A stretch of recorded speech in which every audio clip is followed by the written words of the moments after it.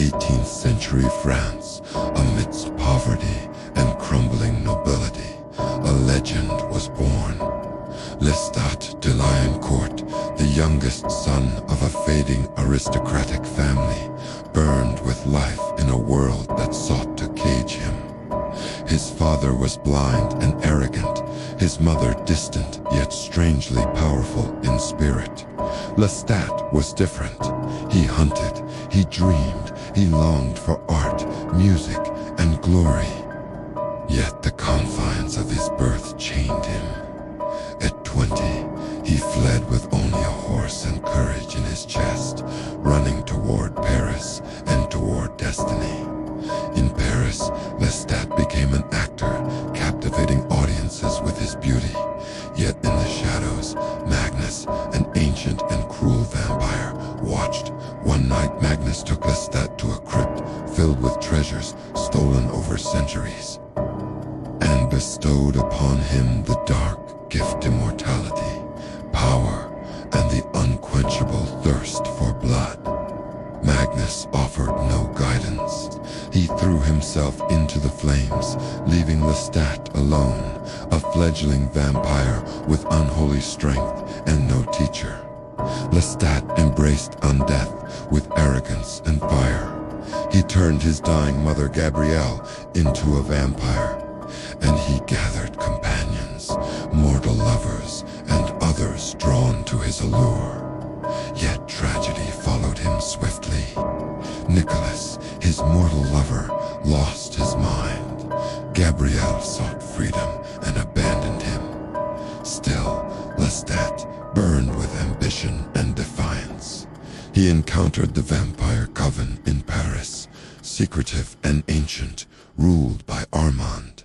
They demanded obedience, worshipped old laws, and despised Lestat's rebellion. He laughed at them, mocked their traditions, and shattered their illusions. From that night, he was no mere vampire. He was a revolutionary, a creature who dared to defy the very order of immortals. Across the Atlantic, in New Orleans, Lestat met Louis de Pointe-du-Lac, a brooding noble haunted by grief. Lestat turned him seeking companionship, but where Lestat saw power and beauty, Louis saw damnation. Together, they created Claudia, a dying child whom Lestat made immortal, trapping her in the body of a little girl with the mind of a woman. Claudia's fury at her eternal prison nearly destroyed them all, and yet Lestat endured forever restless. Through centuries, Lestat became infamous as the Brat Prince. He loved rock music, mocked mortals and immortals alike, and revealed the existence of vampires to the world. He embraced the spotlight instead of hiding in shadows. Yet beneath arrogance lay loneliness, a hunger not only for blood, but for meaning and connection. His path led him to ancient vampires older than kingdoms, beings who were gods to others. He drank the blood of Akasha, the queen of the damned, gaining unimaginable power.